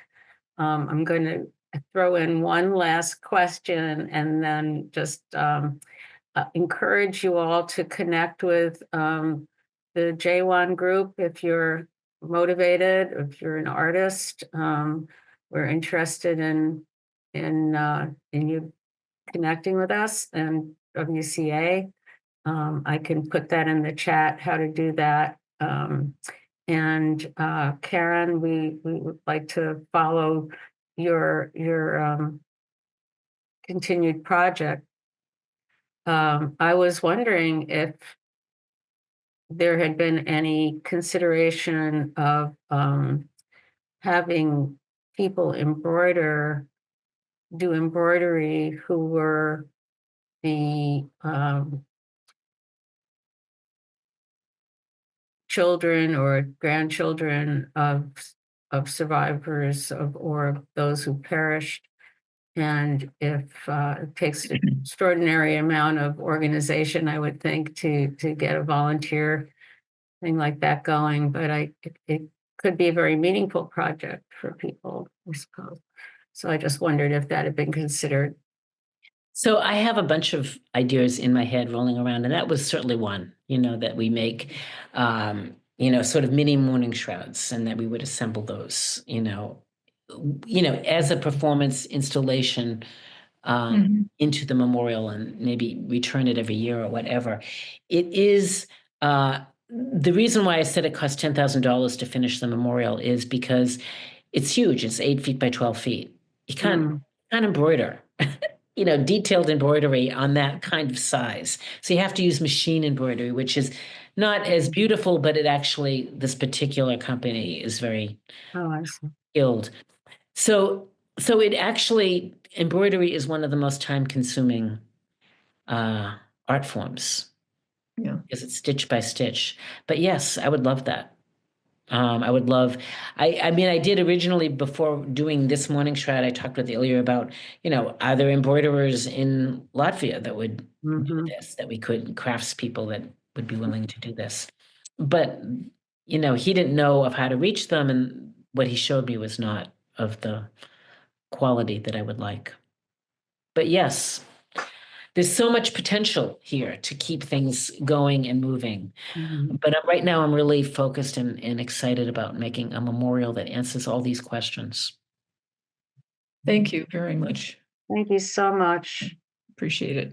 This was wonderful. Thank you so much for coming. Yeah, I'm so I really happy. enjoyed the Really interesting and provocative.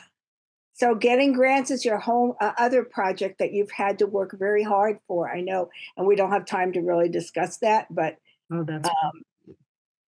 Yeah, it's I will just mention that the WCA once again saved me. I spent 2 years looking for a fiduciary relationship, and I couldn't find one anywhere. I contacted all over Boston. You would not believe the organizations that refused to give me a 501c3 for a variety of reasons. Really? And WCA agreed, and that allowed me to do the Day of Remembrance, which was a significant event. So I am very grateful to the WCA. and what that means is that the funds were administered through our 501. That's right. So I still was responsible to write the grants, to write the invoices, and have people that I hired submit those. All of that had to go in advance to Karen Luna. And then she deposited, the money came to her, the account specified for this project, and it was distributed by her, and she did it incredibly effectively and on a timely basis. I didn't touch the money, which is great because I didn't particularly want to, but it's a lot of work. And it's 7% overhead that is paid to make sure it all happens properly and effectively. But it was low bureaucracy. It was, and it was a lot of, I don't know. I mean, every now and then I would call her and I said, well, I'm having this problem. And she would just be supportive. And it was so great. Wonderful. We're Yeah. really glad that WCA was able to do that. Yeah.